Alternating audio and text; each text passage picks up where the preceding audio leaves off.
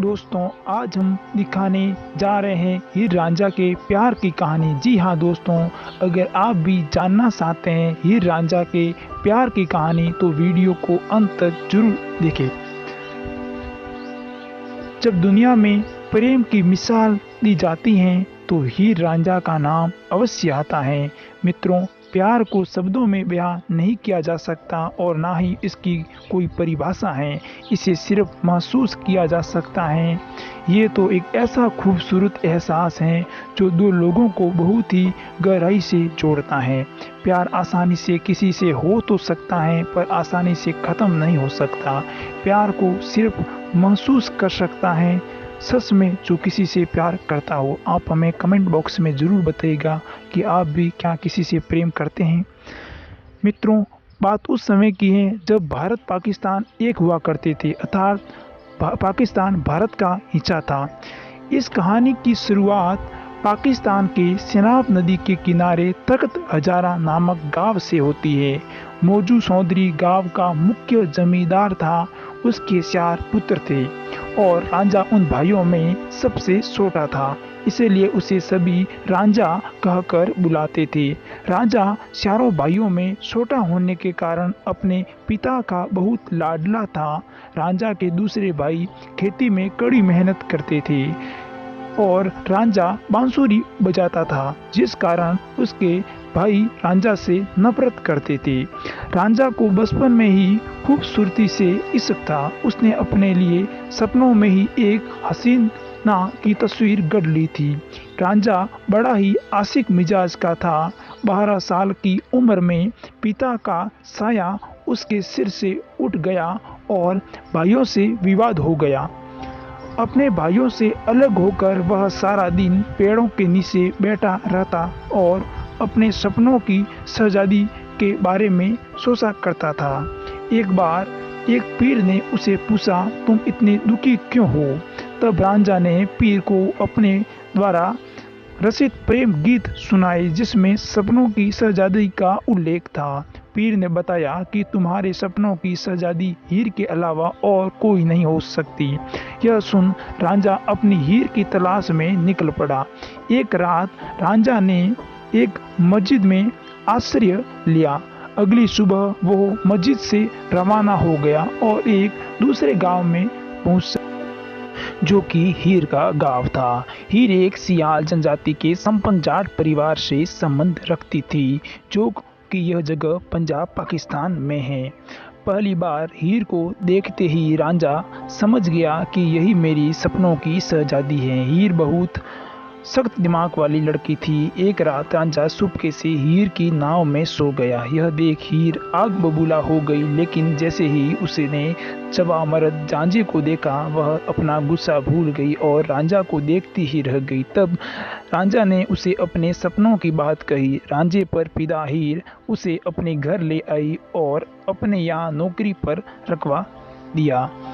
हीर के पिता ने रांझा को मवेशी चराने का काम सौंप दिया। हीर रांझा की बांसुरी की आवाज में मंत्रमुग्ध हो जाती थी और धीरे धीरे हीर को रांझा से गहरा प्यार हो गया। वो कई सालों तक गुप्त जगहों पर मिलते रहे, लेकिन हीर के सासा को इसकी भनक लग गई और सारी बात हीर के पिता शुशक और माँ मालकी को बता दी। अब हीर के घर वालों ने रांझा को नौकरी से निकाल दिया और दोनों को मिलने से मना कर दिया। हीर को उसके पिता ने सेदा खेरा नामक के व्यक्ति से शादी करने के लिए बाध्य किया। मौलवियों और उसके परिवार के दबाव में आकर उसने सेदा खरा से निकाह कर लिया। जब इस बात की खबर रांझा को पता चली तो उसका दिल टूट गया और वह ग्रामीण इलाकों में अकेला दर दर भटकने रहा। एक दिन उसे एक जोगी गोरखनाथ मिला। गोरखनाथ जोगी संप्रदाय के कांतफटा समुदाय से था। रांझा भी उसके सानिध्य में जोगी बन गया। रब का नाम लेता हुआ वो पूरे पंजाब में भटकता रहा। अंत में उसे हीर का गांव मिल ही गया जहां वह रहती थी। वो हीर के पति सैदा के घर गया और उसका दरवाज़ा खटखटाया। उसकी आवाज़ सुनकर हीर बाहर आई और उसे भिक्षा देने लगी। दोनों एक दूसरे को देखते ही रह गए। रांझा रोजाना फकीर बनकर आता और हीर उसे भिक्षा देती। दोनों रोजाना मिलने लगे। यह हीर की भाभी ने देख लिया। उसने हीर को रोका तो रांझा गांव में बाहर चला गया।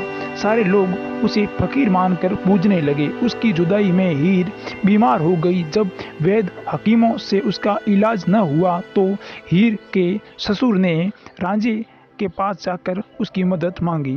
रांझा हीर के घर चला आया और उसके हीर के सिर पर हाथ देते ही वह चेतना लौट आई हीर की।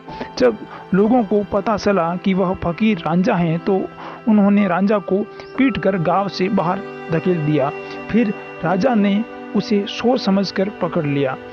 रांझा ने जब राजा को हकीकत बताई और अपने प्यार की परीक्षा देने के लिए आग पर हाथ रख दिया तो उसने हीर के पिता को आदेश दिया कि वह हीर की शादी रांझा से करे।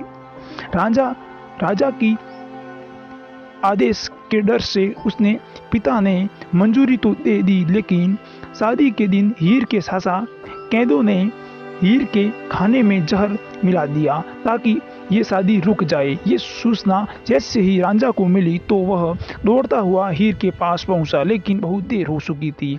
हीर ने वो खाना खा लिया था जिसमें जहर मिला हुआ था। उसी जहर से हीर की मौत होगी। रांझा अपने प्यार की मौत के दुख को झेल नहीं पाया और उसने भी वो जहर वाला खाना खा लिया और उसके करीब उसकी मौत हो गई। हीर रांझा को उन्होंने उनके पैतृक गांव जंग में दफनाया गया, जहां आज भी प्रेम का मजार बना हुआ है। भले ही हीर और रांझा मर गए, लेकिन उनकी मोहब्बत आज भी जिंदा है। ऐसी दुनिया में कई प्यार के किस्से और कहानियाँ जो हमें प्रमाणित करते हैं कि सच्चा प्यार ना कभी हारता है और ना कभी झुकता है, वो हमेशा अमर रहता है। शायद दुनिया कितनी ही जालिम हो जाए, आखिर में जीत प्यार की ही होती है।